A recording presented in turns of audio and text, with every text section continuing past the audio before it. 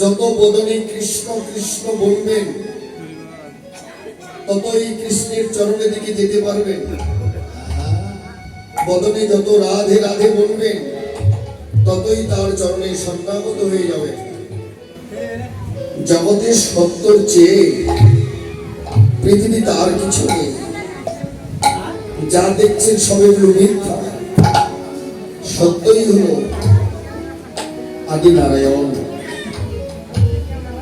ভগবানের এই জন্য একটা নাম হলো সত্য নারায়ণ।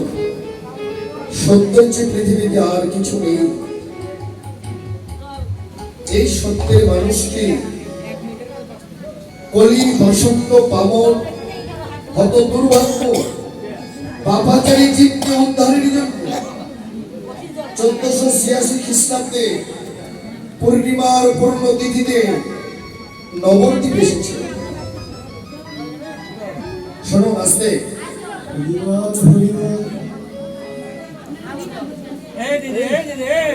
ওপারে যাকে বলা হয় হালি শহর,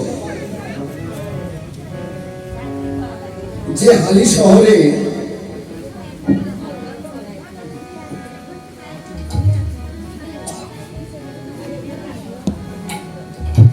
মহাপ্রভু যখন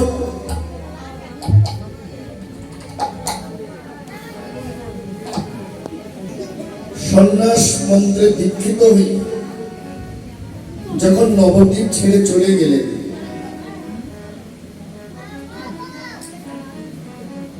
শুনুন শুনুন,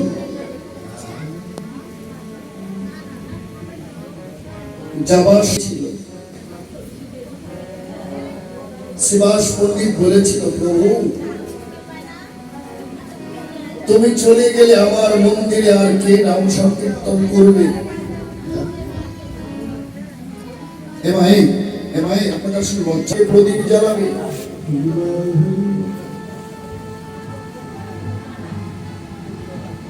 মহাপ্রভু শিবাসের মাথায় হাত দিয়ে আশীর্বাদ করেছিল। শুনুন, মাথায় হাত দিয়ে আশীর্বাদ করেছিল শিবাসকে, শিবাস আমি চলে যাচ্ছি, কিন্তু আমি প্রাণ ভরে তোমাকে আশীর্বাদ করছি। পৃথিবীতে লক্ষ্মীও যদি কোনোদিন ভিক্ষা করতে যায়, কিন্তু তোমার ঘরে কোনোদিন অভাব হবে না। লক্ষ্মীর অভাব হতে পারে, কিন্তু শিবাস তোমার কোনোদিন অভাব। আমি তোমাকে আশীর্বাদ করছি। শুনুন, আপনারা কীর্তন শুনে শুনে বুড়ো হয়ে গেলেন, যাদের 80 ছেড়েছেন, যাদের বয়স 80 ছেড়েছেন, তাদের জন্য আশীর্বাদ। বাংলা ভাগবত দেখবেন। আর যাদের 80 এখনো ছাড়ে নাই, তাদের জন্য ভগবানের করুণা কৃপা। এই জন্য ভগবানের একটা নাম হলো করুণার ভিখারিণী। করুণা করবার জন্য করুণার সাগরে উত্তাল তরঙ্গ প্রবাহমান।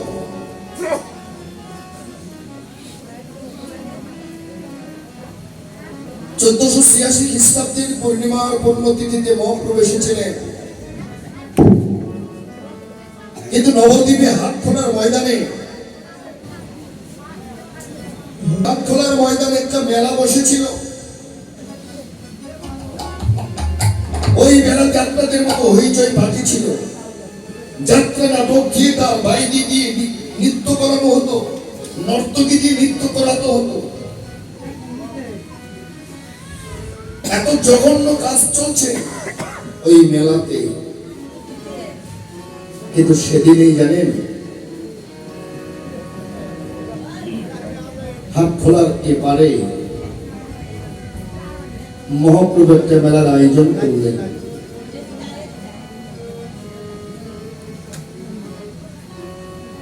ওপারে যে মেলা হয়েছিল, ওই মেলাতে যাত্রা নাটক থিয়েটার ইত্যাদি ইত্যাদি হই হই কাণ্ড রই ব্যাপার। এপারে যে মহাপ্রভু একটা মেলার আয়োজন করলেন, এই মেলাতে যাত্রা, নাটক, থিয়েটার নেই। এই মেলাটার নাম কি দিলেন জানেন? এই মেলাটার নাম দিলেন সাধু সঙ্গ। একটু ঘুরে বসতে বলেন তো নাকি? মিথ্যে কথা বলতেন যান, যদি মিথ্যে কথা বলেন আপনাকে বড় ভালো মানুষ বলবে, আর যদি সত্য কথা বলতে যান আপনাকে বলবে ভাই প্রমাণ দাও।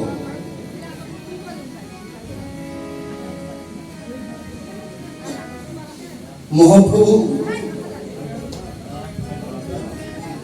এবারে একটা প্রদীপ জ্বালালেন। হরিবল হরিবল। একটা প্রদীপ জ্বালালেন, তোমাদেরকে ভগবত কৃপা লাভ করাবো। শুনুন, যতদিন দেহে থাকবে শক্তি ততদিন চালিয়ে যান ভক্তি। শক্তি চলে গেলে ভক্তি করে আর কোনো লাভ।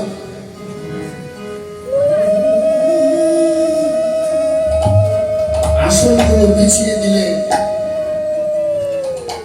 একটা প্রদীপ জ্বালিয়ে নিলেন। প্রদীপ জ্বালিয়ে নিলেন না, না এই তেল দিয়ে প্রদীপ জ্বালানো হয়, এই প্রদীপ না। ভগবান যে প্রদীপ জ্বালিয়েছিলেন তার নাম হলো ভক্তির প্রদীপ। ভক্তির প্রদীপ জ্বালিয়ে সারা দিলেন, হে বিশ্ববাসী তোমরা কুপথে যেও না, এসো ফিরে এসো, তোমরা সাধুর বাজারে পৌঁছে যাও। সন্ধ্যা হয়ে গেল, 7টা সময়, কেউ আসো না। সন্ধ্যায় একজন এসে শ্রী গৌরাঙ্গের চরণে প্রণাম করলেন। গৌরাঙ্গ তাকে বসতে দিলেন, বসো। যখন বসতে আসন দিলেন, ভগবানের নিষ্ঠাগুলো দেখুন, শুনুন। ভক্তির প্রদীপ দিয়ে ভগবান নিজেই ভক্তকে যেন বদনটা সুন্দর করে দেখে নিলেন। শ্লোকগুলো শুনুন। নয়নে নয়নে বয়ে প্রেম বরিশন, তাহলেই তোমার হবে কৃষ্ণ দর্শন।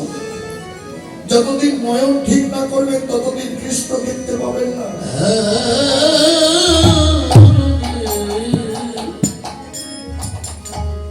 একজন দুজন করতে করতে করতে করতে রাত বেজে গেলেন 12টা।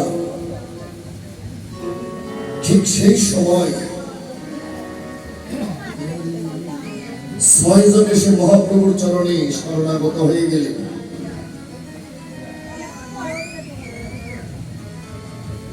এই 6 জন যখন মহাপ্রভুর চরণে শরণ নিলেন,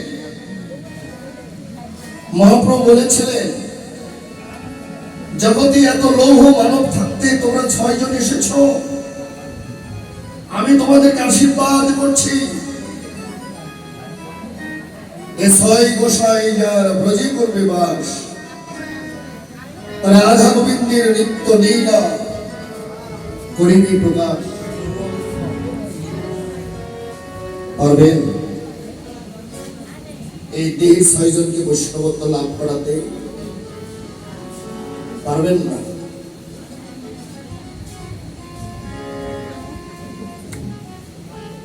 সেদিন রাজা প্রতাপ চন্দ্র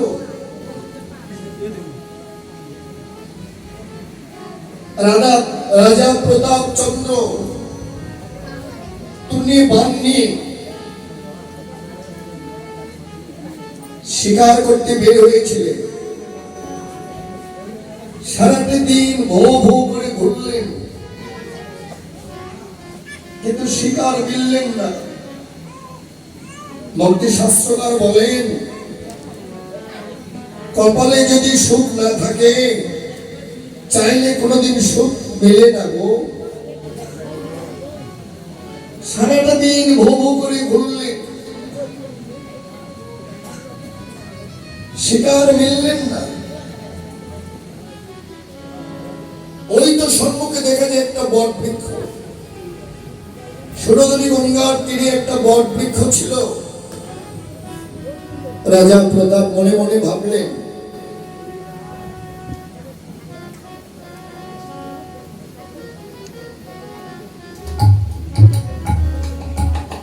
ওই বট বৃক্ষের নিচে বসে বসে একটু রেস্ট,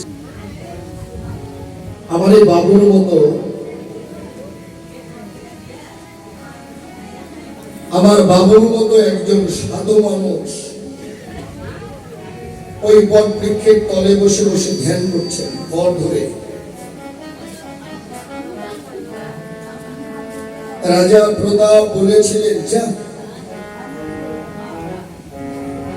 এত ক্লান্ত হওয়ার পরে একটু বিশ্রামের জন্য বট তলে গেলাম, বটের বৃক্ষের তলে গেলাম। একজন সাধু বসে আছেন, আমার আর রেস্ট হলো না।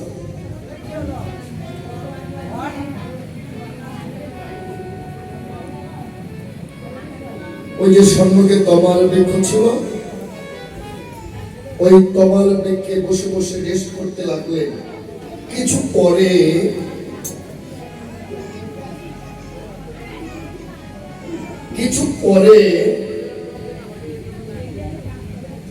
বটবৃক্ষের তলে যে সাধু বসেছিল, সাধুটি ধ্যান ভেঙে চলে গেল। যেই ধ্যান ভেঙে চলে গেল, নিচে ছিল সুরধনী গঙ্গা।